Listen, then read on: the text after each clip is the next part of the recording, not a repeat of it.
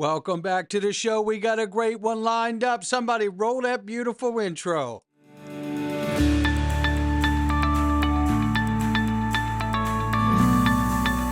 Digital Perspectives with Brad Kimes. Come on in.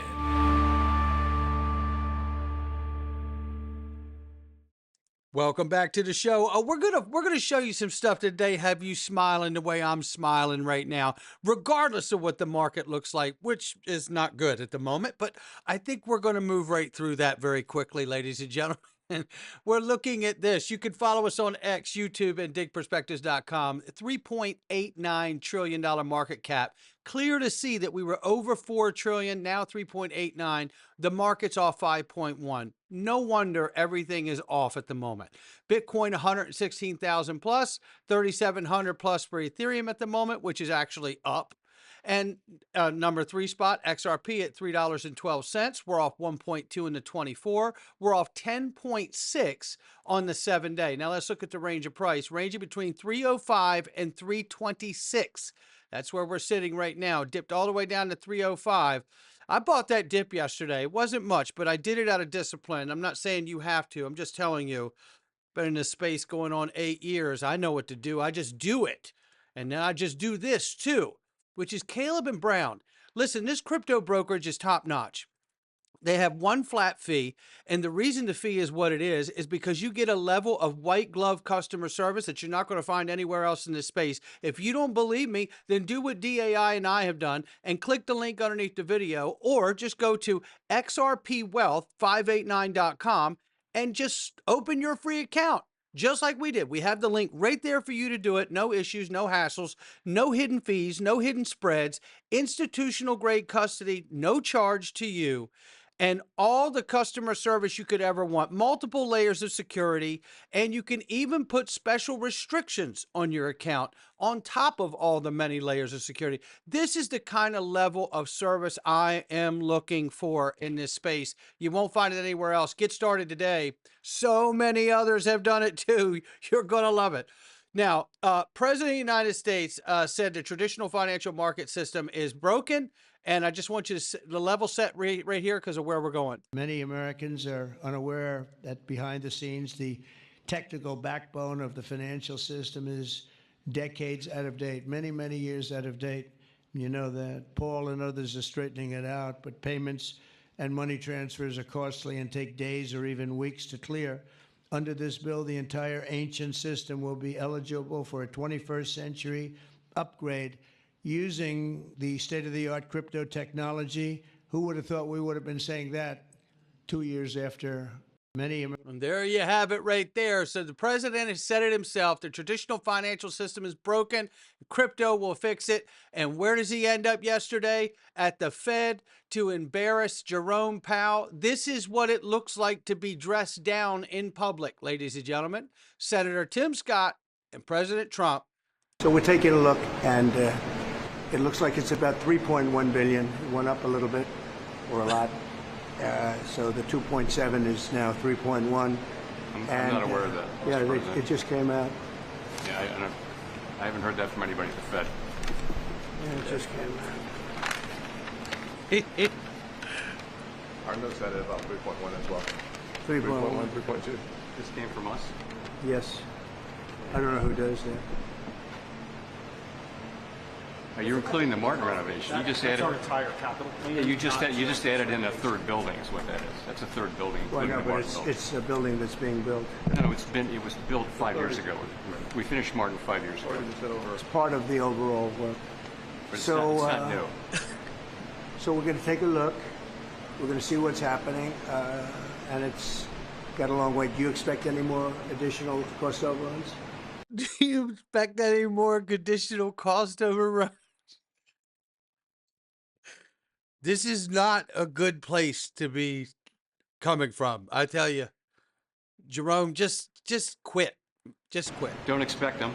We're ready for them, but we have a little bit of a reserve that we may use. This is the Federal Reserve that's been operating in negative ladies and gentlemen, but they got reserve to keep building the building and add all this fun stuff. I tell you, this is all a part. The stage is being set for Digital Jekyll Island. This is absolutely how I feel too. Shout out to DAI. You know, this is exactly how I feel. You know, there's a new Bretton Woods coming. The Secretary of Treasury told us that.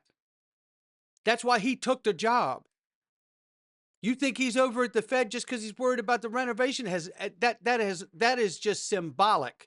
That has nothing to do with the real issue. And we'll get to more of that. Don't forget, Ripple applied for a national banking license and a Fed master account. I would expect them to get it, and one of the reasons I expect them to get it is because of the fact that we know the Anti-CBDC, Anti-Surveillance Act will prevent the Federal Reserve from participating in the digital economy. They're not allowed to issue a digital dollar. Are you with me this morning? Are you hearing this? They're shutting the door on the Federal Reserve being allowed to print digital dollars. They won't be able to do it. Now let's move forward into thinking a little bit. How many years from now until paper money is no longer used? 5 years? Let's call it 5 years for the sake of the conversation. So in 5 years, a car loan from now, the Fed won't need to print paper dollars because no one will be using them anymore. Everything will be digital. Let's just use it for the sake of the conversation. Maybe it's 10, I don't know. But at some point it's happening. This is where we're going. Paper money's out, so the Fed won't be able to print money anymore. What happens to the Fed? It becomes a node on a network known as FedWire and FedNow.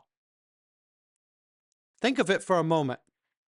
Ripple is the bank in the new digital on-chain economy. Circle will be the bank of a new digital on-chain economy. And I believe Ripple becomes the Fed 2.0 because they're shutting the Federal Reserve out of participating in the digital economy by issuing any CBDC at all, which I love. Get rid of them. End the Fed. Meanwhile, Bank of America says many banks are preparing to introduce crypto stablecoins, which is exactly the reason for private issuance of stablecoins. It's not just to come off of the petrodollar. I believe it's also so they can begin to handicap the Fed and close the Fed out of the new digital on-chain economy as well. That's what I believe. And I believe a Bretton Woods 2.0 has the Federal Reserve bloated like a pig, and they take away an enormous amount of its autonomy. We'll see. More evidence in case you forgot about Bank of America and how big they are in moving in this space. Listen, all I could say to you is just run through what Smoke Dog's shown everybody right here. It's all here. So you know where it is. SBI, Ripple, CSB, you see them all. We're all connected here. Here we got it. Bank of America right there, just in case you forgot to look. Bank of America works in test mode with more than 100 banks. Santander, Bank of America, Axis Bank, Standard Chartered. We know all of it. I'm going over it so everybody see. You see the payment stack right here, built on Ripple, right? The Federal Reserve, FedNow. We know what it is. FedWire, FedNow. It's all us. That's what we're talking about. Well, then you got this too.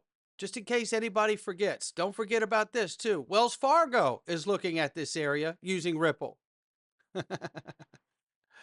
Yeah, how about that? This is the kind of stuff that we need to pay very close attention to because now it's becoming real time. Remember this swell from a couple years ago? I'm going to take you through my notes from the day. It's quite loud in here, so I apologize. First thing is, I met with Brad Garlinghouse face-to-face, and Brad was so confident. He's got an air of confidence about him that's unbelievable. I met Brad first in 2019 back in Singapore, and he's even more confident today than he was back then. He made it clear that they're ready to settle with the SEC as long as they can get clarity on XRP. I asked him if American companies were waiting on the sidelines to jump in the game once clarity happens, and he said absolutely. And he specifically said Bank of America. Bank of America is a huge partner of Ripple, and he said Bank of America stands to gain really big when the settlement happens because they're going to have a huge competitive advantage over their competitors. And there you have it by using ODL in the marketplace. And shout out to Nick Murafado for getting that for us a couple years ago. And here we see more recently here, Paul Barron say just in Bank of America introducing stable coins. So that I'm showing you all these connections and how now it is unfolding in real time. How many times have people told us those patents aren't real? This is never going to happen. Ripple's never going to become a bank. Again, God bless all of you for navigating through the nonsense and the haters and the naysayers. Some of them stuck around just to see you not win.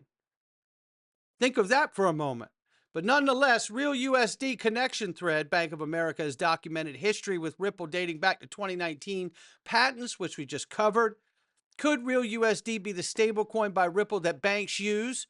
This is exactly what Paul's pointing to that we've talked about here for a while now, ever since the talk of releasing Real USD. Could Real USD be white labeled for the United States and all of its banking partners? Think of it. Instantly making Ripple the new Fed 2.0. My goodness. What are we talking about here? BNY Mellon is going to custody their reserves, the oldest bank in America. They're already integrated in 70 billion in volume in so many different markets around the world. When we look at this, you can see right here, Ripple holds active license and money transmitter licenses, 64 licenses, 11 pending in the EU, Singapore, and the UK right now. We already know that the XRP ledger has the Real USD, USDC, Singapore dollar, 2 Europe stablecoins because there's Euro P and then there's Euro CV. And then there's the USD Brazil stablecoin. This is the proliferation of the network. We need stablecoins or CBDCs representing the world's money. We have to duplicate the way the world is set up now in the new digital on-chain economy. And here it is happening. And it is happening a lot faster than I think people realize. And it's going to happen very quickly once we get that market infrastructure bill, because I think there's a lot of them that are just waiting for the announcement, just like this one. Japan is piloting a digital yen, focusing on trust, choice, resilience while preserving privacy, bankrolls, and cash. A cautious model for democracies employing or exploring CBDC. I say do a stable coin, but that's just me. Meanwhile, here's Brad Garlinghouse doing his crypto in a minute and how prime brokers are the key to bringing institutions into DeFi. And I want you to hear this the way he says this, because look, if all of this, every country is going to have a stable coin CBDC on the ledger, as we're starting to see happen now, then where's the liquidity of the world come from to facilitate moving and settling it all? Well, it starts right here in this conversation. Let's be honest, who is better, me or David Schwartz? Hi, I'm Brad Garlinghouse. This is Crypto in 1 minute. A prime broker is really a one-stop shop that allows all kinds of different asset managers, whether these are well-known hedge funds, trading desks, market makers. It gives them a one-stop shop venue to trade and clear everything from digital assets, derivatives, swaps, all kinds of different assets. And these guys are doing trillions of dollars of trades. Historically, those have been really owned by the traditional commercial banks, the JP Morgans, the Goldman Sachs. Banks now don't do, well, new players like Hidden Road, a company Ripple bought recently, is new to this space, and they're growing very quickly by serving that same market, but also including digital assets as part of the mix. Having a well-capitalized, as a super strong balance sheet player like Hidden Road is allowing more institutions to come into these asset classes against a well-capitalized counterparty, and that is prime brokers bringing people into crypto in 1 minute. There you go. And prime brokers meaning Hidden Road, meaning $3 trillion a year. But we can't lose sight of the fact that it's not just $3 trillion a year anymore. The DTC announcing they could tokenize $100 trillion worth of assets unilaterally without anyone's permission.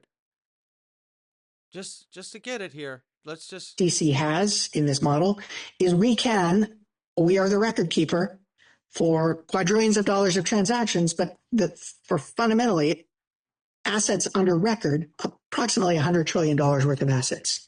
So unilaterally, without the need to engage anyone else, we can actually make it possible to tokenize $100 trillion worth of value. No one else can do that efficiently. So we have both a right and a responsibility to do that effectively for the financial markets because it unlocks so much. There you have it. And knowing that we unlocked so much, and Ripple's recently acquired Hidden Road that does $3 trillion on its own to help settle all of that $100 trillion and really $2 quadrillion plus.